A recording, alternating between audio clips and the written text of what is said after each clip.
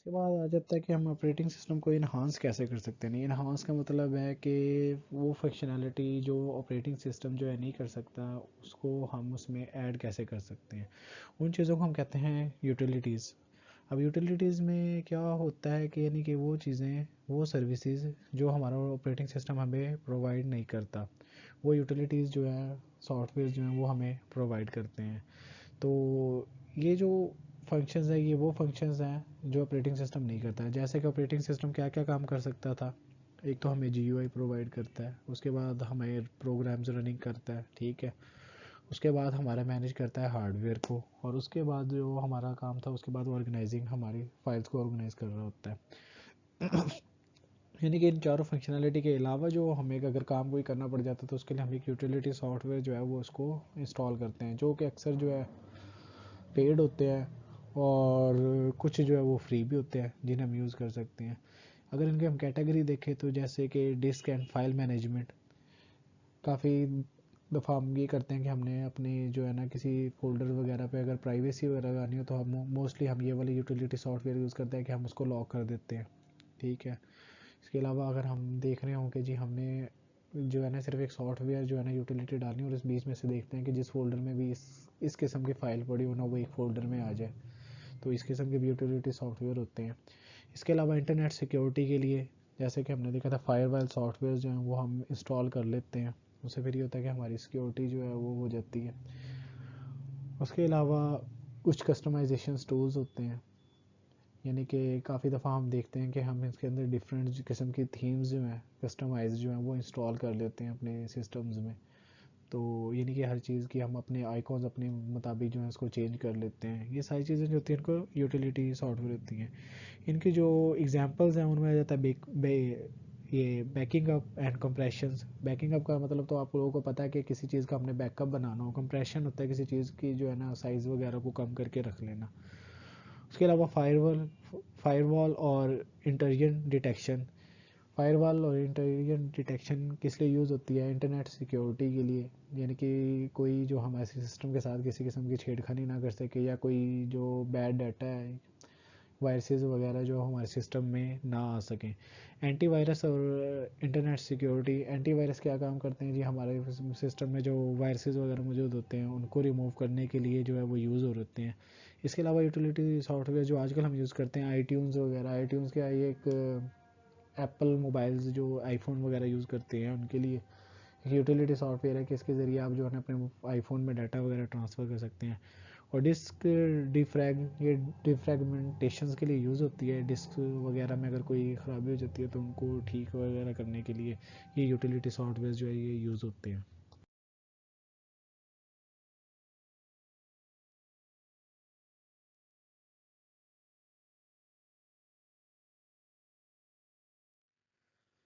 हाँ जी, तो आ जाते हैं एंटीवायरस सॉफ्टवेयर। एंटीवायरस के सॉफ्टवेयर क्या काम करते हैं जी, जो वायरसेस हैं उनको जो फाइंड करते हैं, ठीक है, उनको ब्लॉक करते हैं और उनको रिमूव करते हैं। इसके अलावा कुछ एंटीवायरसेस जो हैं वो ये सर्विस भी प्रोवाइड करते हैं कि जो आपका डाटा लॉस हो जाता है उसको जो है रिट्रीव कर लेते हैं, रिकवर करते हैं, यानी कि दोबारा से। उसके बाद मस्ट भी, इसको जो सबसे ज़्यादा ज़रूरी चीज़ होती है कि जो एंटीवायरस है हमारे वो अपडेटेड होने चाहिए, क्योंकि डेली जो है कि नया वायरस जो है ना वो बन जाता है। और इसके एग्जांपल्स क्या है, जैसे कि बहुत ज़्यादा जो नॉर्टन एंटीवायरस है ये बहुत ज़्यादा यूज़ होता है, पांडा बड़े लोग यूज़ करते हैं। और इसके अलावा नॉर्ड 32, काफ़ी जो एंटीवायरसेस है जो आपको जो है ना इंटरनेट पे मिल जाएंगे, वो आप लोग यूज़ कर सकते हैं। उसके बाद ये था कि एंटीवायरस और इंटरनेट सिक्योरिटी, इन दोनों में फ़र्क क्या है। एंटीवायरस जो क्या है, ये एक सॉफ्टवेयर जो सिर्फ वायरसेस को डिटेक्ट करता है और उनको हमारे जो सिस्टम में मौजूद वायरसेस होते हैं उनको क्लीन कर देता है। जबकि इंटरनेट सिक्योरिटी क्या होता है, इंटरनेट से जो जो चीज़ें हमारे सिस्टम के लिए ख़तरनाक हो, जो थ्रेट होते हैं, उनको जो है रोकता है, ठीक है, उन्हें डिटेक्ट करता है और उन्हें रोकता है। जो जो इंटरनेट सिक्योरिटी होती है ये एक पूरा पैकेज होता है जिसमें जो है एंटीवायरस एप्लीकेशन जो हैं वो भी जो है ना साथ इनके इस प्रोग्राम में जो है ना वो इंक्लूड होते हैं। इनका जो मेन जो कॉमनली जो फंक्शंस होता है, जो इसके साथ और जो दूसरे प्रोग्राम अटैच होते हैं, उनमें फायरवॉल होता है, anti malware, anti spyware and email protections है। अब ये फायरवॉल क्या होती है? फायरवॉल जैसे आपको बताया था कि ये जो चीज़ें हमारी डाटा जो आ रहा होता है ट्रांसमिशन से, इसमें देखती है कि कोई भी बैड डाटा या कोई ऐसा डाटा जो हमारे सिस्टम को ख़राब कर दे, यानी कि खुद से कोई चीज़ें होती हैं जो खुद से एग्जीक्यूट होना शुरू हो जाती हैं, उन चीज़ों को रोकता है। या फिर उसके अलावा एंटी मालवेयर, ऐसी चीज़ें जो हमारे हार्डवेयर को डैमेज कर सके या उनको उनके एक्सेस ले सके।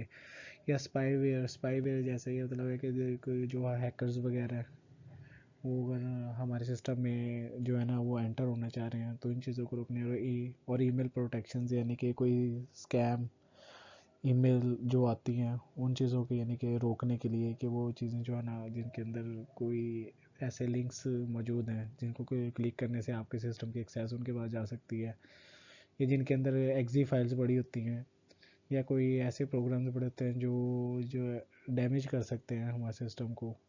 यानी इन सब को जो है ना रोकने वाली जितनी भी यूटिलिटीज़ जो प्रोग्राम्स होते हैं, वो इंटरनेट सिक्योरिटी का जो पैकेज होता है, सूट्स होते हैं, उनमें इंक्लूड होते हैं। तो इंटरनेट सिक्योरिटी में क्योंकि बहुत ज़्यादा फंक्शनैलिटी होती है, बहुत ज़्यादा यानी कि डिफरेंट प्रोग्राम्स होते हैं, तो इसलिए ये अक्सर जो है ये काफ़ी महंगे होते हैं। और इसके अलावा इतने ज़्यादा रिसोर्स यूज़ करने की वजह से जो है ये बहुत ज़्यादा हैवी भी होते हैं। और ये हमारे जो अगर कंप्यूटर कोई आपने लो जो प्रोसेसिंग स्पीड है जिसकी वो यूज़ किया हुआ, तो ये उसको जो स्लो डाउन कर देते हैं मज़ीद। फायरवॉल अब क्या होता है, ये इंटरनेट ट्रैफिक जो हमारी इंटरनेट से जो चीज़ें हमारे पास आ रही हैं और इसके अलावा जो जा रही हैं, उन सबको जो है उन सबको देखता है और उसको चेक करता है। और अगर कोई एक स्पेसिफिक किस्म की जो इंस्ट्रक्शंस अगर हमारे सिस्टम में बार बार आ रही हों, या फिर ऐसी जो देखता है कि ये नॉर्मल नहीं है, तो उस चीज़ को वो डिटेक्ट करता है। ठीक है, और उसके अलावा वो फिर हम लोगों को बार बार वार्न भी करता है, और का अक्सर जो है इसके अंदर ऑटोमेटिक लगा होता है, वो उसको बस रोक देता है, हमें पता भी नहीं चलता। और अक्सर अगर हम सेटिंग में हमने लगाया हो कि हाँ हमें वार्न करो और हमें बताए कि क्या चीज़ आ रही है, तो वो फिर हमें जो है वो मैसेज भी देता है। फायरवॉल जो है हमारे वो दो तरह के होते हैं, एक हार्ड और एक सॉफ्ट। हार्ड कौन से होते हैं? हम कुछ ऐसी जो है मोडेम्स ही यूज़ कर लेते हैं, राउटर वगैरह, यानी कि जिनके थ्रू हमारे इंटरनेट आ रहा होता है, उनके अंदर ही यानी कि वो फायरवॉल जो है जो सॉफ्टवेयर है वो बिल्ट इन ही होता है। इसके अलावा अगर हमारी मोडेम ऐसी नहीं है, तो हम उसको अपने सिस्टम के अंदर भी जो है ना उसको इंस्टॉल कर सकते हैं। ठीक है, तो हार्ड और सॉफ्ट में ये है कि हार्ड ऐसी चीज़ जो बिल्ट इन हो, और सॉफ्ट ऐसी चीज़ जो हमारी यूटिलिटी जो हम सिस्टम में इंस्टॉल कर सके। डिटेक्शन यानी कि जैसा मैंने आपको बताया था कि कोई चीज़ें ऐसी चीज़ हो जो हमारे इंटरनेट के थ्रू हमारे सिस्टम के साथ हो रही हो, जो बार बार एक ही चीज़ जो नॉर्मल ना हो रही हो, तो इसको फायरवॉल जो है ना उससे डिटेक्ट करते हैं। और इनकी जो है ना जो अटैम्प्ट होती हैं, इनके लॉग्स बनाते हैं कि कितनी बार हो रही है। ठीक है, अगर कोई चीज़ उस स्पेसिफिक टाइम से ज़्यादा बार जो रिपीट हो रही हो, तो उसको जो ये ब्लॉक कर देते हैं, या फिर जैसे मैंने आपको बताया था ये हमें नोटिफाई कर देते हैं। और जो इंटर्जन डिटेक्शन है ये किस में, फायरवॉल के पैकेज में जो है इसका एक पार्ट है। उसके बाद आ जाता है जी एंटीवायरस और फायरवॉल में फ़र्क क्या है। अब एंटीवायरस का तो आपको पता है कि जो हमारे सिस्टम में जो चीज़ मौजूद होगी वो उसको सिर्फ डिटेक्ट कर सकता है, उसको रिमूव कर सकता है। जबकि फायरवॉल जो है वो हमारी जो इनकमिंग ट्रांसमिशन होती है उसको जो सिर्फ है वो चेक कर रहा होता है कि इसमें अगर कोई बैड डाटा है तो वो उसको रोक लेता है। फायरवॉल जो है वो हमारे सिस्टम में मौजूद जो वायरसेस होती हैं उनको जो है ना वो डिटेक्ट या डिलीट नहीं कर सकता है। उसके लिए हमें क्या है, एंटीवायरस ही यूज़ करना पड़ेगा। उसके बाद एक यूटिलिटी जो अक्सर हम ये लोग यूज़ भी करते हो, अब ये हमारी जो विंडोज़ ऑपरेटिंग सिस्टम है उसमें ये यूटिलिटी है, बिल्ट इन भी होती है मोस्टली, स्क्रीन सेवर्स। इनका काम क्या होता है? सिर्फ ये होता है कि जब आप काफ़ी देर कोई काम नहीं करते हैं सिस्टम पे, माउस या कीबोर्ड को आप नहीं टच कर रहे हैं, आप कुछ नहीं कर रहे हैं, तो जो आपकी स्क्रीन है उसके ऊपर जो है ना कोई पिक्चर्स चलना शुरू हो जाती है, जो आपने स्क्रीन सेवर सेट किया होता है वो जो शो होना शुरू हो जाती है।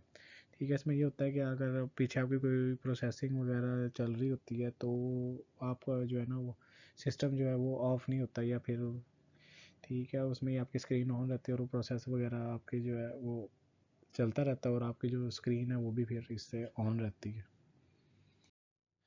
तो इस चैप्टर में जो हमने जो अब डिस्कस किया उनमें सबसे पहले हमने बेसिक फंक्शंस डिस्कस किए थे ऑपरेटिंग सिस्टम के, कि ऑपरेटिंग सिस्टम हमें क्या क्या फंक्शनैलिटी देता है। उसमें यूज़र इंटरफेस था, process management, memory management and file management, device management and security. उसके बाद हमने डिस्कस किया ऑपरेटिंग सिस्टम की टाइप्स को, जिसमें हमारे पास 4 किस्म की थी। Real time operating system, single user single tasking, उसके बाद सिंगल यूज़र मल्टी टास्किंग, और उसके बाद multi user and multi tasking operating system. उसके बाद हमने देखा कि इन्हांसिंग ऑपरेटिंग सिस्टम के लिए जो हमारे यूटिलिटीज़ प्रोग्राम्स हैं वो कौन कौन से हैं, और जिनमें यूटिलिटीज़ में backup software, firewall, anti virus और इंटरनेट सिक्योरिटी और स्क्रीन सेवर्स को हमने डिस्कस किया था।